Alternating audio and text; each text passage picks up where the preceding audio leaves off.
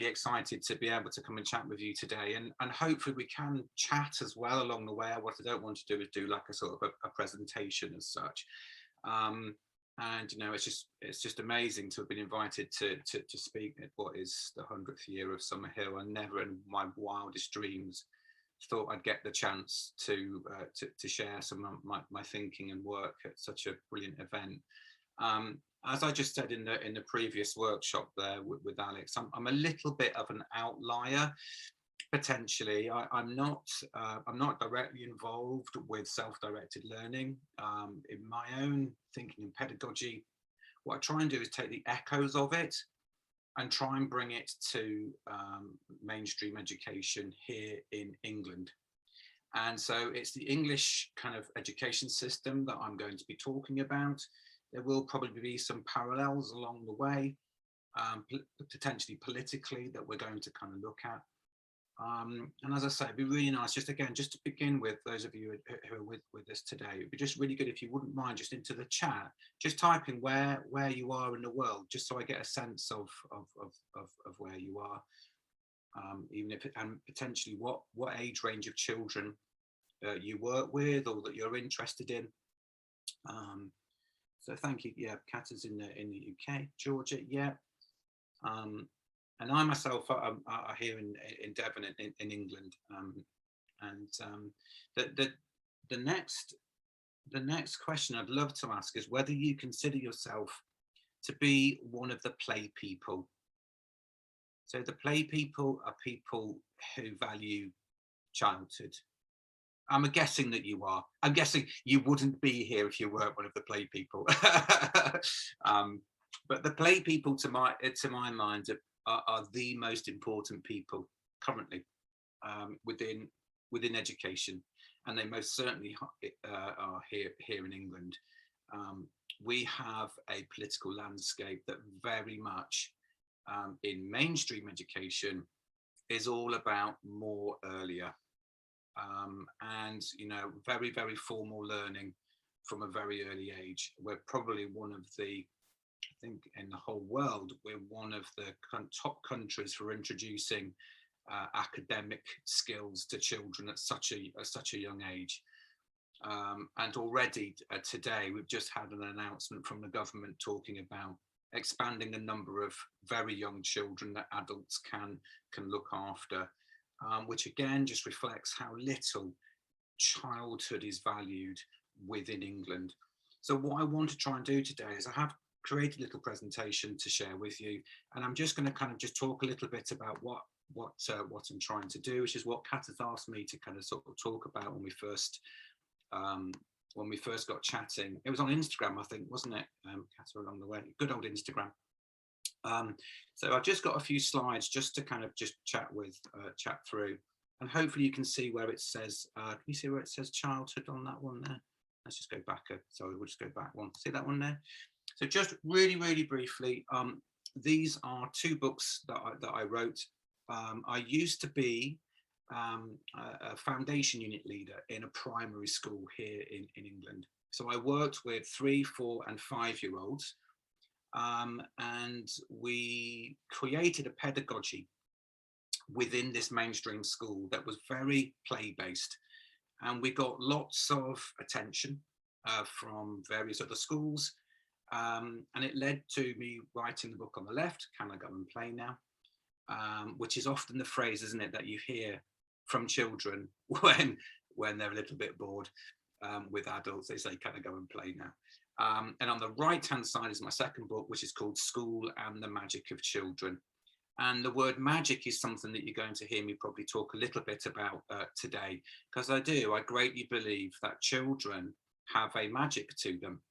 And it's something that's also led me to create what's called the Centre for Childhood. So the Centre for Childhood is here in Devon. It's based in the kindergarten. And what we're trying to do is next year, we're trying to open up a primary school that will be a play-based primary school. So hopefully something really exciting. But it's very much immersed in this idea that childhood and young children have got something to tell us. I greatly believe that. And what I'm trying to do is I'm trying to create a narrative that can build within mainstream education, based around this idea that we have to begin to value children for who they are now, not what economic value they're going to have in the future, which unfortunately is often the kind of case here in England. It's very much about looking forward to economic benefit rather than who children are now. So I'm hoping already you can feel some parallels with kind of the spirit, at least, of self-directed learning that is trying to put children at the heart of their experience. So that's a little bit about me. What would be really great is if you wouldn't mind just typing into the chat, what thing brings you joy? I know one thing that's brought me joy was the game Fair Play that we've just played. But what brings you joy in life? So, for example, I've got 2 little dogs, and I just love taking them out. I'm fortunate enough to live near a great big wood, and I love taking them out into the wood. And that brings me great joy. So, what if I was to ask? Yeah, lovely, thank you, Tati. Yeah, dancing. Yeah, that doesn't. My dancing wouldn't bring you joy. I know that much. My joints aren't free enough, I don't think, anymore for dancing. Dance like a robot nowadays.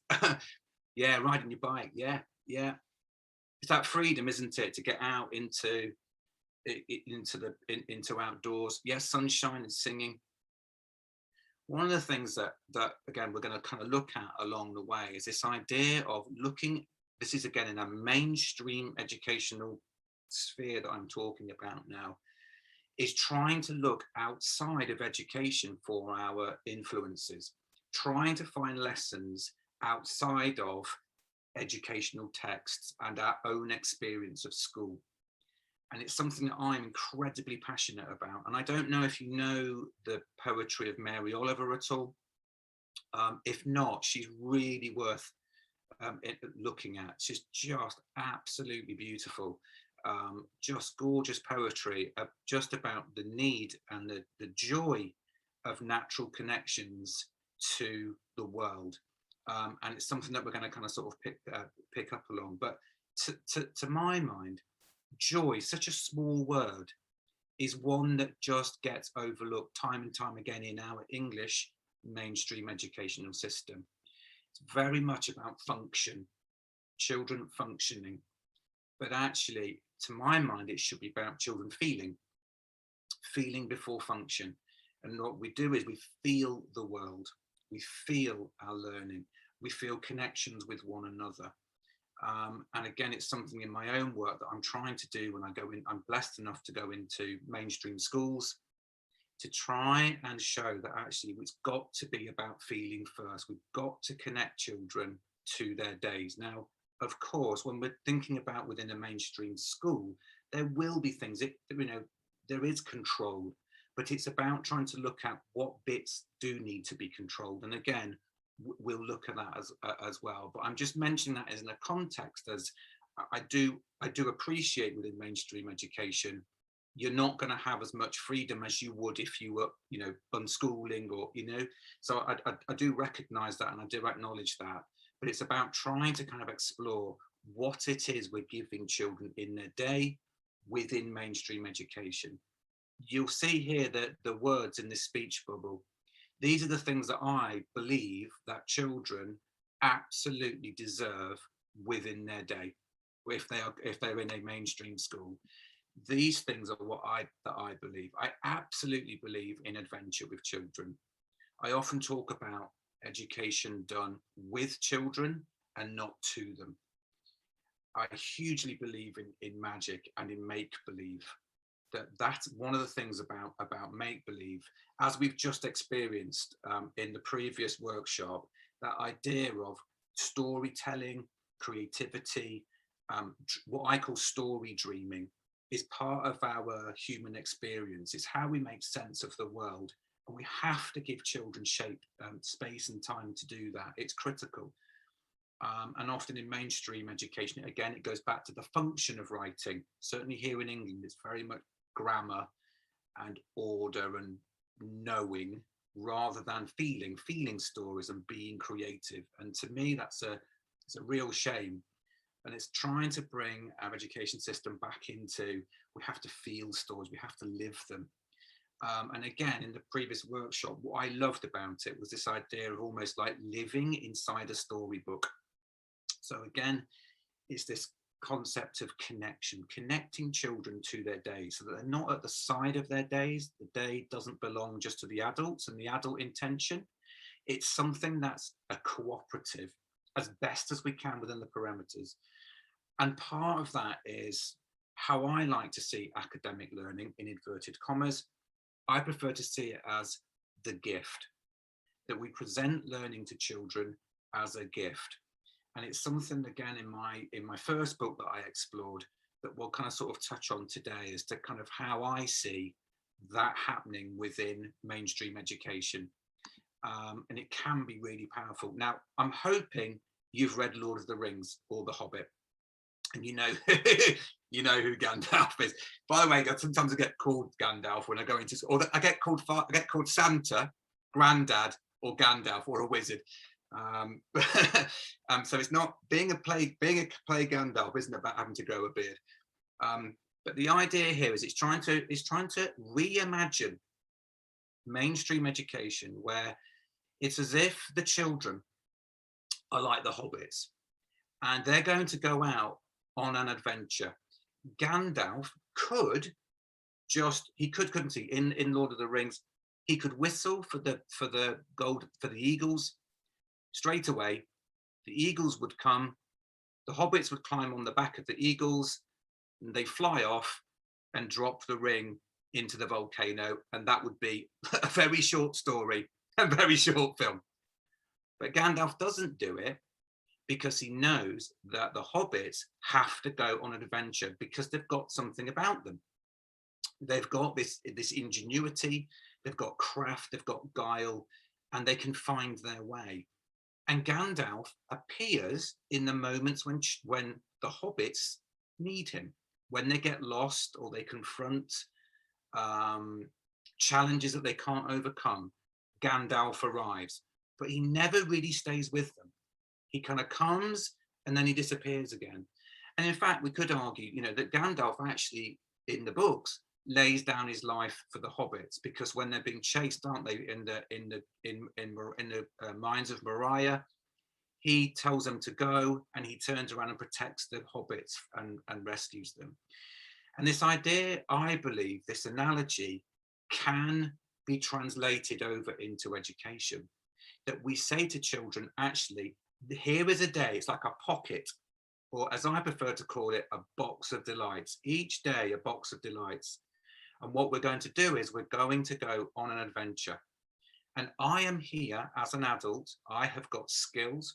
I have got wisdom. I have got the gift.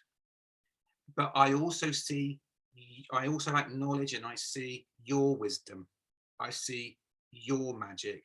And actually now what I've done is I've stepped down from my kind of throne of power, if you like, and now we're adventuring together. We're going to go and explore. Often I talk about our role as being almost like researching. We're researching children, individual children, but we're also researching childhood itself. What is childhood trying to show us in these moments when we're co-adventuring or co-playing with children? So it's this model that I've tried to explore within mainstream education, because I'm committed, I'm incredibly passionate about trying to show teachers and adults that children have got something to show us, that actually they are the hobbits and they do have something that they can offer it to us. And again, I appreciate lots of things that I talk about, they're quite allegorical, but it's kind of how I see life, I guess. It's like a story. Because I do greatly believe that when we begin to look at children through this lens of childhood, there's this door that appears. And on the other side of that door, there is the magic of children. And we can only see it if we begin with this door will only appear if we can look through the lens of childhood. If we can't, the door will never appear to us. It's impossible, because we are retaining as adults control and power over them. But the moment we begin to let go of that, this is when the door appears. And on the other side, I believe, is where the magic of children exists. And I do believe it's a genuine, place that we can go on an adventure with. And you'll see here the 3 words in that yellow circle. So the first one is creativity. And this is where mainstream education has to let go hugely, because creativity, to my mind, is children bringing something new into the world that didn't exist before. So not copying what the adults done. So I used to work in a school further up through the years, where the children would watch what the teacher did. They would make a model, say, of a lighthouse, and then 30 lighthouses would appear that the children would make. But that's not creativity, as we know. That's mimicry or following instruction at best. So again, it's this idea that children have a power. They have a way of seeing the world. So it's what I call the 7th sense. So the 7th sense is where children see through the reality of objects. So just as a question, if at home you had a delivery, say, of a big box, it had a fridge freezer in it, say, and you took the fridge freezer out, what would most adults think they needed to do with the box? What would you say? Just type it into the chat. What would most adults, as this big box come, maybe not you because you're the play people, I know what the play people would do, but what will adults do? What would they think when there's this big box? Yeah, open it up, absolutely. Yeah, you're right, Cad. It's trash, recycle it. The adults, or the adult world, sees the struggle. Got this big box, oh, now I've got to recycle it. What will childhood see in the box? Just type that in. How will they see it? And of course, through a self-directed model, as you're typing that in, we kind of know what they'll see in it. Yeah, a castle. Absolutely, they'll see a castle. The possibilities for play. Absolutely. Yeah, we just have to have a room of angry birds. Yeah, it's that thing of, they see the infinite index of possibility. It's infinite. And I believe, as adults, we had it when we were children, but it gets taken away from us. It gets replaced, or it gets forgotten. So children are reminding us, I believe, when they are creative, in a really subtle yet powerful way, they're reminding us of how to live again. They're showing us this creative urge that we all possess, but I believe gets eroded primarily through mainstream education. So this idea of trying to take this concept of creativity into school so that children can explore and create, although to those of you who work in self-directed education or unschooling, that would be very natural to you. It's this idea of trying to show the adults, because it's not the children that get in the way of this, it's the adults. So immediately what we're trying to do then in my work is show the power of possibility. So lots of open-ended resources, junkyards, and lots of loose parts for children, junk modeling, big scale stuff outside of crates and planks, that children can bring themselves to it. It's also about curiosity. So again, I kind of talk about play not being an answer, but being a question. Play is childhood's way of asking questions. It's incredibly curious about the world. And again, there's been lots of research done where the numbers of questions that children ask from the age of 3 to the age of 11, it goes from something like 500 a day to about 3. It just goes off a cliff, because the adult system in mainstream education is so driven, especially here in England, by knowledge. You have to know. So if you have to know, the teacher will tell you. The teacher will give you the lesson so that you know, so you can pass the test. Whereas what childhood wants to do, it doesn't necessarily, it does want to know, but it wants to know in its own time. It wants to be able to manipulate and play and question, trial, take risks, all of the things that we understand about child development. And similarly, children are born to collaborate. So again, so for us, is there this whole idea of the solidarity of play, children born to play together, rather than it being at tables where they're all separated. And normally, certainly in England, they're separated by ability. So you have your top children on one table and your bottom children on the other, and the two very rarely meet. Whereas play doesn't work like that, as we know. Play sees friendship, play sees roles, taking turns, negotiation, all of those things. It doesn't necessarily see ability, although it does, but in a different way. It doesn't see necessarily academic ability. What it sees is the ability to be playful and to come up with great ideas and to share and all the social mindfulness stuff. And the idea here is through the model that I'm talking about, is when I work with mainstream schools, is I'm trying to show them that there's choice or control. The more choice you give children, the more of those three things you see in that circle. The circle gets bigger. We see more magic. We see more possibility. We see what children can really do. We see who they are. But if we control, the more control, you'll never see those three things. They just diminish. So this idea is of when I'm talking with schools and kind of going into work with them, yeah, intentional play. Yeah, absolutely, Dottie. Yeah, absolutely. It's this idea that it's we are giving over the day so that children can explore, so they can discover, but we are in there too. And that's where the kind of the trick, if you like, comes in. Because what I'm really keen to see when I go into schools, and what I look for, what I talk to school leaders about, is trying to talk about a character that lives within a classroom. It's a girl, and she's called Eva, and she stands for these three things. And the idea is that it's this whole thing of inspiration, vitality, and acceptance. So when we go into a place, when we walk into a classroom, it's these three things that we should be looking for, as in the teacher inspiring the children, but also vice versa, the children inspiring the teacher, showing them the magic.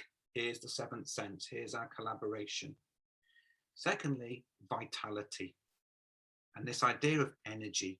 We should be an energy, it can be a subtle energy in the room, it doesn't have to be like da-da, but it can be a subtle energy, it's a vitality. And similarly, we want to see the energy of the children.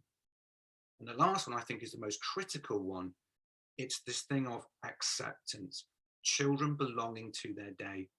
I very much talk about the world of good things. Childhood is the world of good things. We are the world of good things, and we create one together.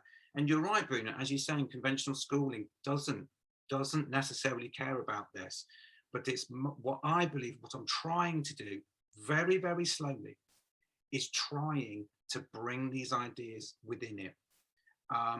And the idea is I'm talking with teachers and saying, the first child in your classroom should be Eva. Whoever, she should be the first person that you tick on the register, and she should be the last one too. Because I personally believe that Eva is actually a representation of love. And it's love that we need to have within education. Going back to this whole idea of what it's designed to be, my belief is we should see love in our classrooms. And it's about whether children deserve that, because ultimately, when we give children the opportunity to play, we are showing love, because love is freedom. Love is not control. Love says, I love you, choose. I love you, adventure. I love you, magic. But when we control children, that isn't love. And again, just want you to kind of just put that into mind, because we are going to kind of explore that as we move through, because we're going to come back to this idea of love and some of the things that I'm trying to do. And again, really slowly, just drip, drip, drip here in England, trying to kind of bring this around. The idea, this is just a slide just to talk a little bit about, yeah, unconditional love. Absolutely, Bruno, absolutely. It's one thing, and we're going to touch on a little bit, it's one thing that the system here in England has managed to diminish It's diminished the narrative of love. It's done it really effectively. It's pushed it to the side about feeling. This slide is kind of a representation of how I try to show teachers, primarily working with young children, but trying to send this echo upwards. It's the idea that learning does not belong to the adult world. It belongs in the world. It's all around us. And the idea is to show children that learning exists in the world all around them. So just bear with me, because I'm just going to go and get something from next door. Give me 2 ticks and I'll just demonstrate it. It's this. I should have had this ready, shouldn't I? It's this. See the wooden train? So this could be any object. So it's, in fact, in all objects in the world, these 3 things exist. So there is a real. The object is real. So we can say that it's wooden, it's a train, it's old. If you look at the marks on it, it's old, and it can move. So that's some of the practical things that we can say about this object. This is what the English government want children to know about objects. They want the real, they want knowledge, they want test, they want fact. But it's my belief that childhood says no. Childhood can see the middle one if we show them. So again, the word show is really important. We're not telling them, we're showing them. We're going to show them the gift. So in here is what I call the 3 M's, which come out of my first book. The first M is making conversation. So around this object, there is a universe of language all around it. So now we've got scarlet, scratched, spin. We could have accelerate, reverse. All of these things exist around the train, around, not from its real, but like almost like a library of language all around it that we can show children. The next one, if the M's, is mathematics. So hopefully we can already see 4, but we can also see double 2, because we've got 2 on this side and 2 on this side. We've got, we could say 1, 2, 3 on here. So we could have 3 plus 4. Maths exists within this, as does circular. Again, circle here. We could have the word quartet as well, couldn't we? Which is another word for 4 quartet. It's in the object. It exists in here. It doesn't exist in the adult world. It exists here. It's there. And the last one is mark making, which is what I call messaging. So on here, pretty much every object has a space on it where you can hide messages. Can you see, look, in that little gap there? There's a little hole just here. There's a hole just there. And there's one here. And the joy of all of this and the transformation that is happening here in England, very, very slowly, is that children are finding the joy of mark making from the age of 2 using messaging. Because what happens is the marks make the train do something. So rather than describing it, which would be real, which is what the English government want, they just want real, the gift says, on here in this train, I can use words or number like a magic spell to make the train do something. With a piece of paper rolled up in here with a word on or a letter or whatever I want to show children, this train will now move super fast. Childhood will want that to happen, especially if it's a train, for example, that they've made out of Lego, because what they've done is they've taken something out of their soul and brought it into the world. It's extraordinary what happens, because now we've left the function of writing and we've tipped into the magic of writing and the magic of number. And I get many, many photographs people send to me of things that have happened that children have done, or messages saying, you'll never believe it. I've got children that don't want to do their schoolwork, but the moment I've shown them this magic, this way that it can make things happen, they're in. Because childhood wants make-believe. It will want this train to move. So the idea is we're co-playing with them.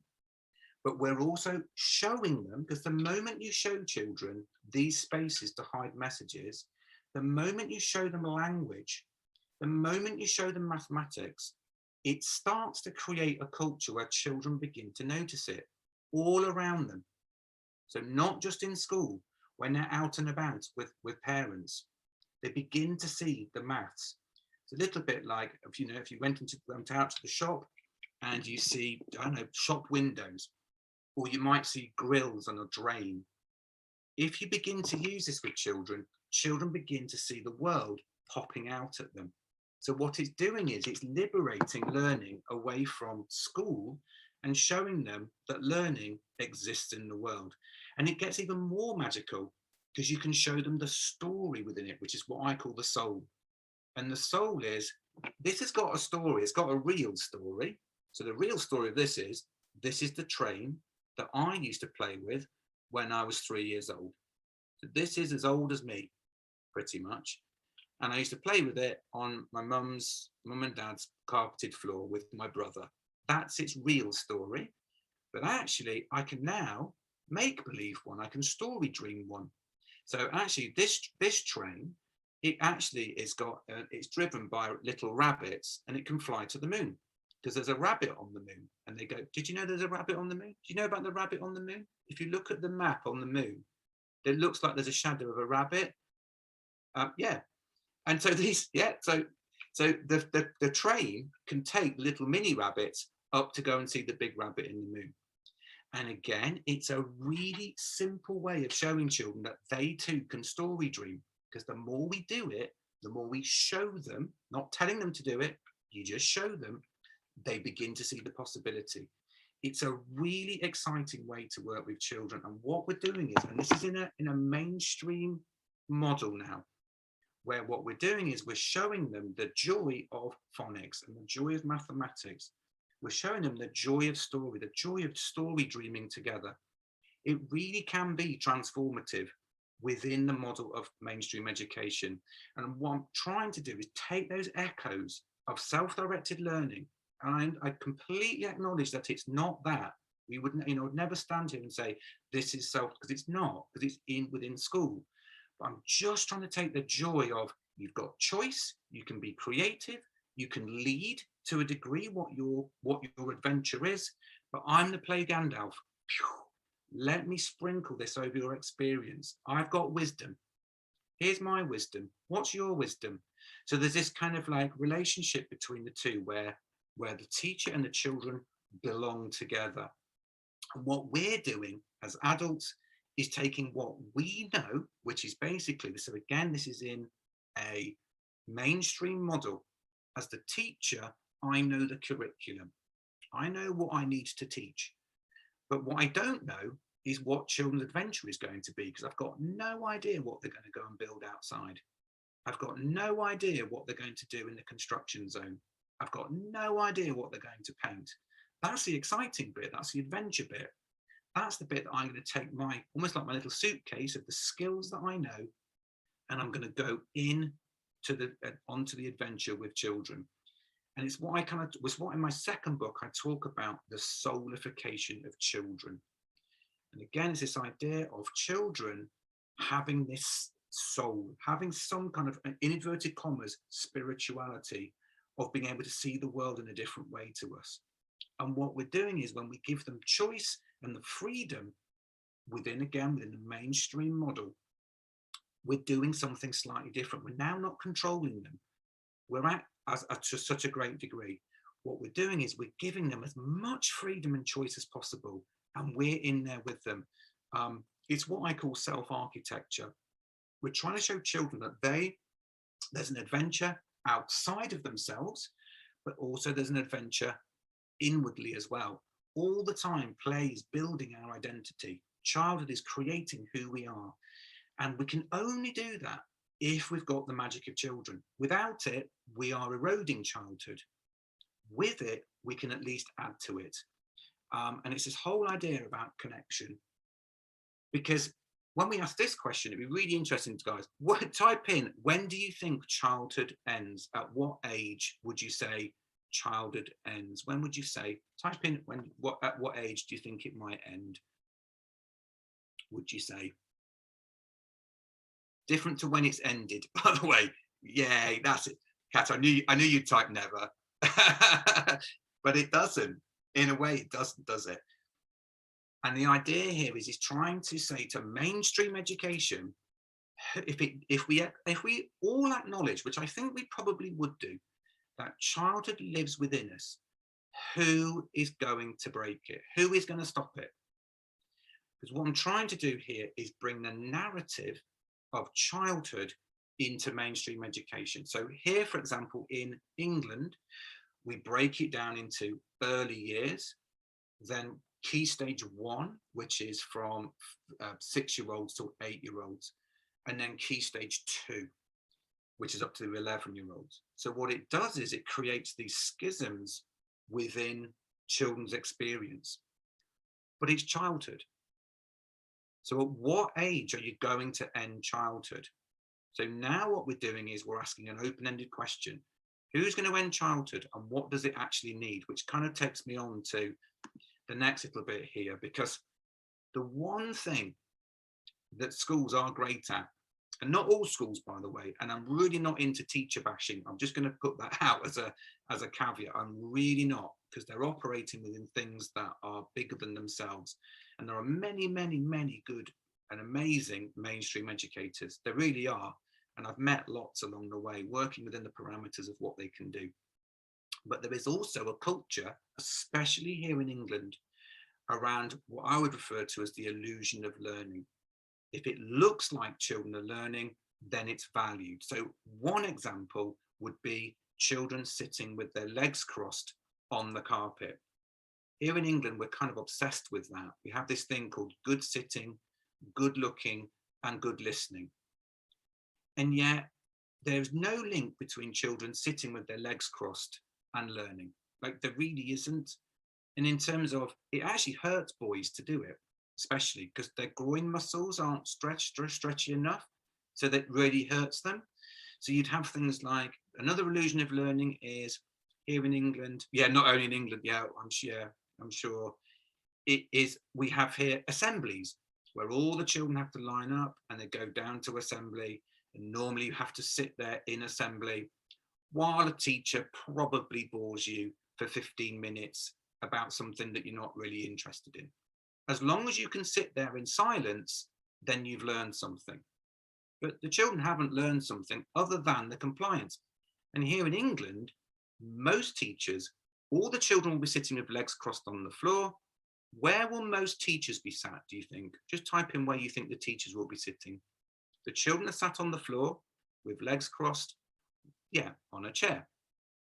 So instantly, the message, really powerfully, is the adults are above the children. It creates this disconnect really subtly. And there's many, many, many examples of the illusion of learning, because it all comes back to neoliberalism.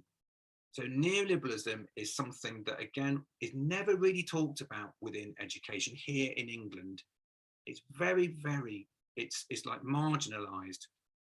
But neoliberalism is, what it does is it says it makes everybody accountable. So the idea then is that teachers become accountable for the children's learning within their class. And if they don't get to a certain percentage to a certain level, then there's problems. And then that then makes the head teachers accountable, or the leadership team accountable. And on it goes.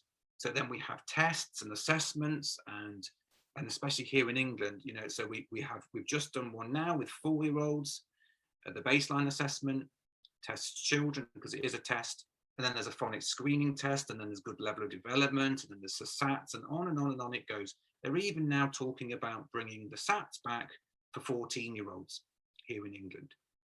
It's this obsession with micromanagement. And what it's doing is all the time, it's removing children from who they could be, because what they're doing then is just becoming the robot within the system. That's what's happening. And so this idea then is one of the things within the narrative, which I try to do in lots of my online work, is talk about neoliberalism, because neoliberalism's greatest trick is to never acknowledge itself. Neoliberalism never has any accountability for itself. So it makes us accountable, but never itself. And what it will always try to do is say, well, it's always been like this. But it hasn't. It really hasn't. It's just it's a political movement that came in sort of late 70s, early 80s, that's basically very, very slowly disconnected us, I believe, from who we truly are. We're being very, very slowly forgotten about our own creativity. And it's really interesting because since Can I Go and Play Now came out, it's actually the adults that have said to me, the teachers said, do you know what though? Can I go and play now? That could be said by me, the adult. Because I, in my teacher role, I want to go and play, but I can't because I've got to do this assessment.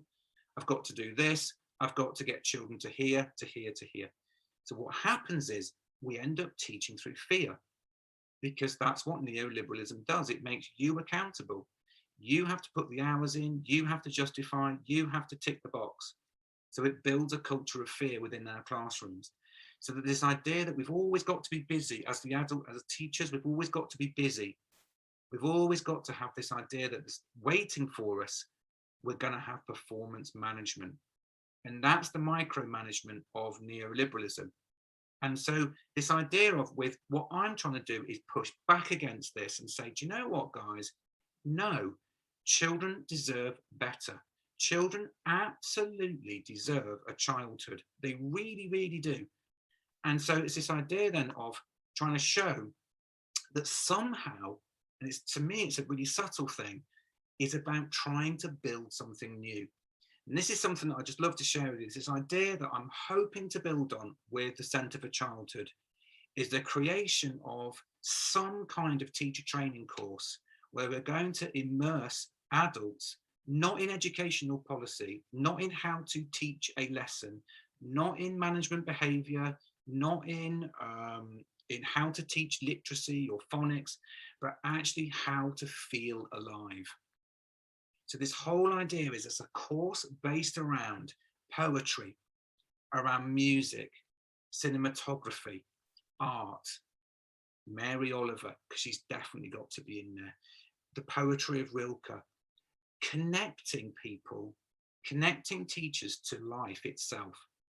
And it's my belief that if this course could be created, which I desperately hope it's going to do in the next few years, is to create something that actually teachers begin to feel, which is what neoliberalism doesn't want us to do. Neoliberalism wants function. It doesn't want love, because you can't control love. So this idea is trying to shape teachers that actually question what's going on. And they don't just question, oh, I've got a leadership team that wants this from me. They go higher and they say, what politics is happening here? Because this course will involve social theory, philosophy, film theory. Because what I believe we need to do is connect adults to what it means to live. And when we do that, we connect them to childhood itself. Because all of these things, poetry and cinematography and film and art, is deeply immersed in the experiences of childhood, I believe. It's this whole idea of soul. And so this idea then is to kind of try and bring soul back into education, because I wrote about it in my second book and I called it The Essential Self. I identified certain things within us all that we absolutely need. Because I do believe this greatly, is whatever we choose for one child in front of us is the choice we make for all children across the world. If we say that's good enough for this particular child, then we're making a statement about childhood itself. And to my mind, these words that you'll see around where it says essential self, so we've got a future and transformation, exploration, faith, imagination, hope, all of these things is what I believe we need to show children. And we need to show them from a really early age as to who they truly are, to go, because actually the adventure isn't going to end when they leave formal education or mainstream education. The adventure begins now, and what it's doing is it's creating this, it's almost like a chrysalis for who children are going to grow up into to being, and who they are now, of course. So again, this idea is just trying to link it back to a course that would show the adults, because it is about the adults completely unlearning what they've been told through mainstream education, going back to this idea of actually it's not the children that need to learn, it's you, the teacher, you, the adult. You've got to learn. You've got to learn what childhood is trying to show you. You've got to learn how to give time and space to children. And I'll just leave on this. This is the last slide, guys. Is something that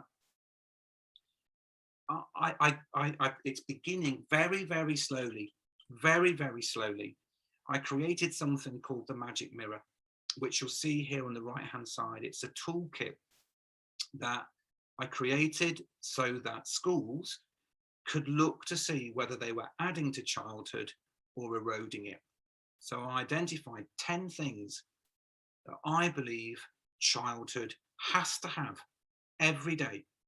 Otherwise, we're not adding to it. So it's almost like it's using neoliberalism against itself. It's saying this is what we should be looking for. So the idea is that teachers would tick each day or week or session how much of these things, how many of the things on the right hand side they've given to children. So you'll see there's choice, there's creativity, collaboration, communication, which would be chat and language, curiosity, connection to learning, continuation is progress, because we want children to get skills. You know, it's that, again, it's the myth of neoliberalism that says play is somehow separate from learning. You work and then you play, and you work really hard, and then you get your reward. But actually, as we know, play itself is learning. Play itself is work. It doesn't see itself as being separate. Core is about physical development, because again, it can be so easy to forget that, you know, when children leave reception here in England, and they go into year 1, they're only 6 weeks older than when they were in reception. But often children get caught in this trap now they've got to sit at tables. And again, the magic mirror is just going, hang on a minute, children need to be physical. Children need to be in the world and immersed in it, hands-on, a physical world. And the last two are confidence. So did we build children's confidence?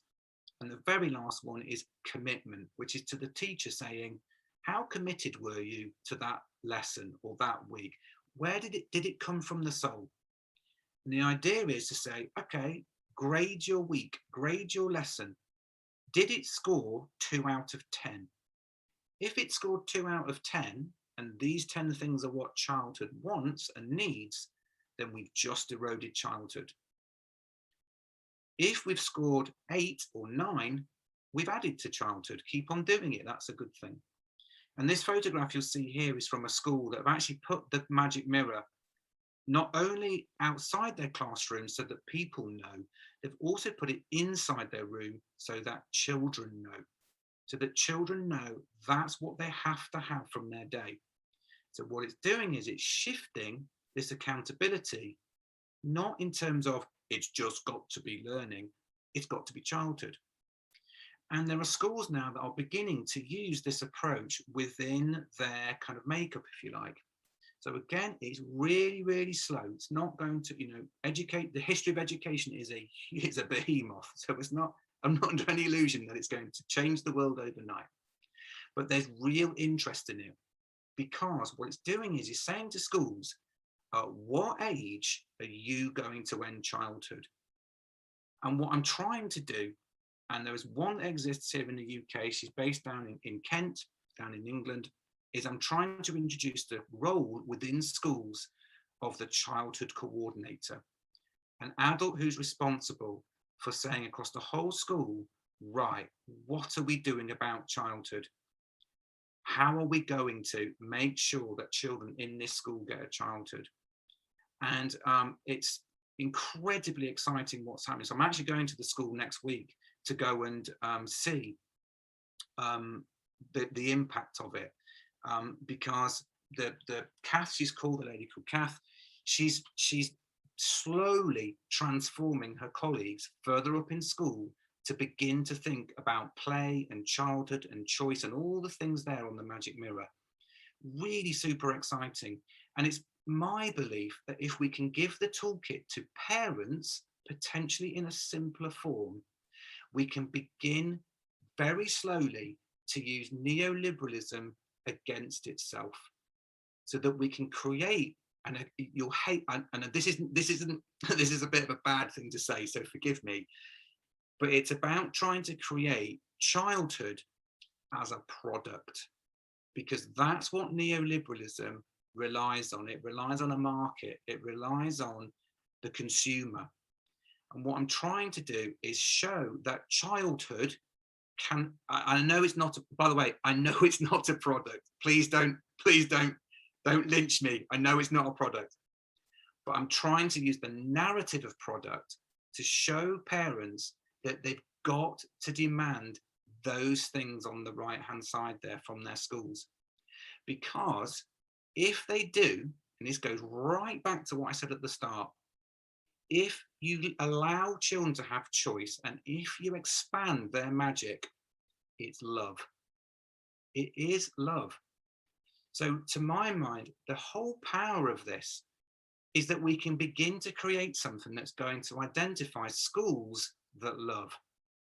If you've got a childhood coordinator, if you've got these things in school, the inferences to the market, to parents, there's love in that school. Without it, what have you got? You may have progress, but you've got control, and control isn't love. And it's my belief that through COVID, one of the things and it's devastated lots of people, of course it has, it's been a completely devastating thing that's happened.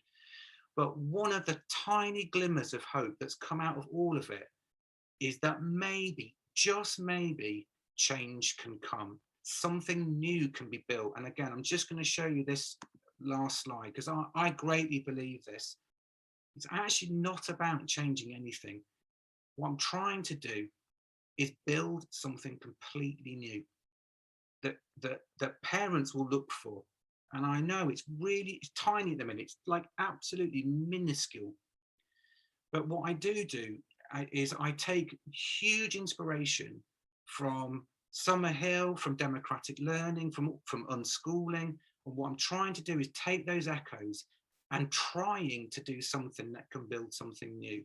So I'm just going to end by saying thank you for all the work that Summerhill do, the team that they do, and those of you that are the play people, because going back to Eva, it's you give me Eva as well. You give me inspiration, you give me vitality, and hopefully the acceptance to try and do the work that I'm doing. So thank you so much for listening, and I hope it's been of interest. I know, Kata, I'm a little bit out on the fringes of your normal demographic of who would be interested, but yeah, and thank you.